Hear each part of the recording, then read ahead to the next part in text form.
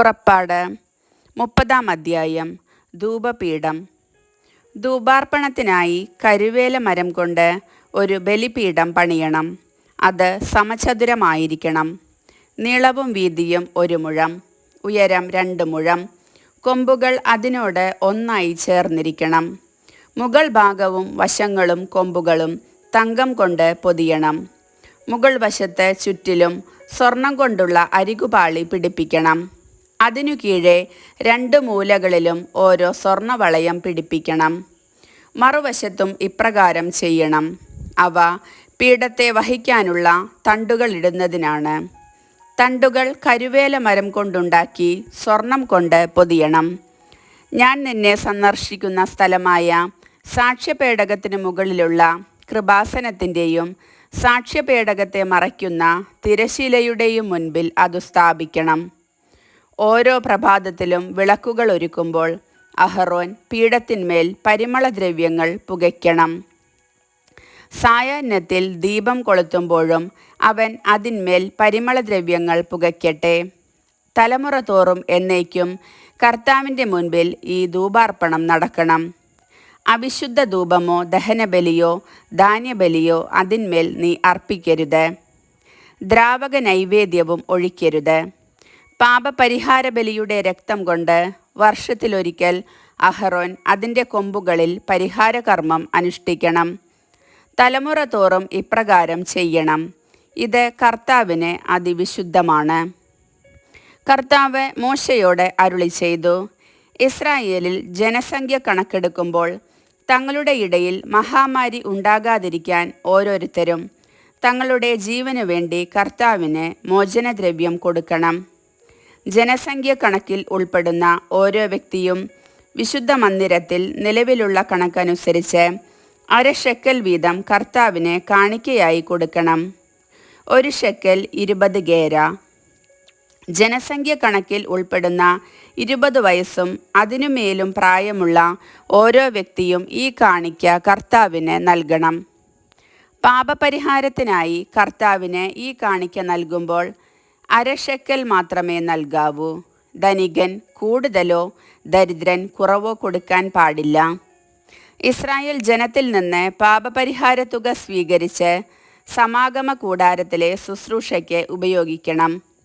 അങ്ങനെ നിങ്ങൾക്ക് പാപപരിഹാരത്തിനുതകും വിധം അത് ഇസ്രായേൽ ജനത്തെ കർത്താവിൻ്റെ സ്മരണയിൽ കൊണ്ടുവരും.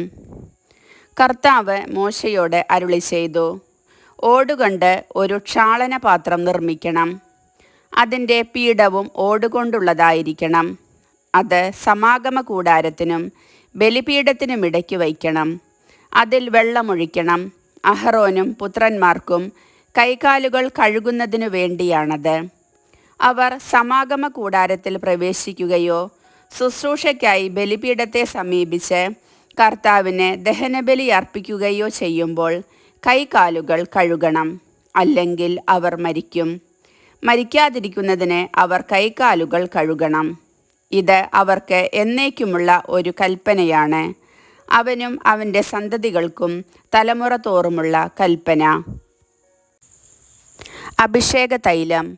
കർത്താവ് മോശയോട് അരുളി ചെയ്തു, മികച്ച സുഗന്ധദ്രവ്യങ്ങൾ എടുക്കുക. വിശുദ്ധ മന്ദിരത്തിൽ നിലവിലിരിക്കുന്ന ഷെക്കലിൻ്റെ കണക്കനുസരിച്ച് 500 ഷെക്കൽ ശുദ്ധമായ മീറയും 250 ഷെക്കൽ സുഗന്ധമുള്ള കറുവാപ്പട്ടയും 250 ഷെക്കൽ സുഗന്ധസസ്യവും 500 ഷെക്കൽ അമരിപ്പട്ടയും 1 ഹിൻ ഒലിവെണ്ണയും എടുക്കുക. സുഗന്ധതൈലങ്ങൾ നിർമ്മിക്കുന്ന വിദഗ്ധനെ പോലെ ഇവയെല്ലാം കൂട്ടിക്കലർത്തി ഒരു വിശുദ്ധ തൈലമുണ്ടാക്കണം. അത് വിശുദ്ധമായ അഭിഷേക തൈലമായിരിക്കും. സമാഗമ കൂടാരവും സാക്ഷ്യപേടകവും അതുകൊണ്ട് അഭിഷേകം ചെയ്യണം. മേശയും വിളക്കുകാലും അവയുടെ ഉപകരണങ്ങളും ധൂപപീഠവും ദഹനബലിപീഠവും ഉപകരണങ്ങളും ക്ഷാളനപാത്രവും അതിൻ്റെ പീഠവും നീ അഭിഷേചിക്കണം. ഏറ്റവും പരിശുദ്ധമാകേണ്ടതിന് അവയെ നീ വിശുദ്ധീകരിക്കണം. അവയെ സ്പർശിക്കുന്നതെല്ലാം വിശുദ്ധമാകും.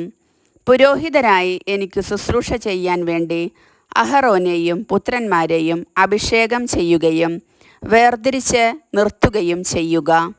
നീ ഇസ്രായേൽക്കാരോട് പറയണം, ഇത് തലമുറ തോറും എനിക്കായുള്ള അഭിഷേക തൈലമായിരിക്കും. ഇത് സാധാരണക്കാരുടെ മേൽ ഒഴിക്കരുത്.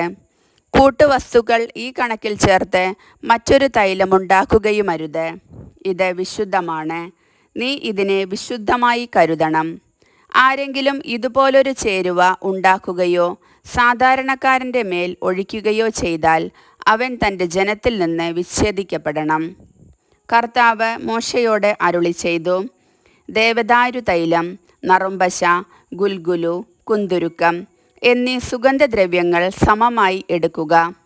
സുഗന്ധതൈലം നിർമ്മിക്കുന്ന വിദഗ്ധനെ പോലെ ഇവയെല്ലാം കൂട്ടിക്കലർത്തി ഉപ്പും ചേർത്ത് ധൂപാർപ്പണത്തിനുള്ള വിശുദ്ധമായ സുഗന്ധദ്രവ്യമുണ്ടാക്കുക.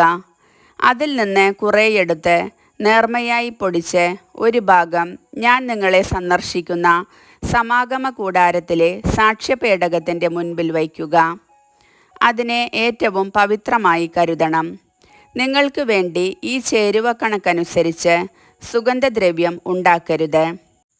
കർത്താവിന് വിശുദ്ധമായ ഒന്നായി ഇതിനെ കരുതണം.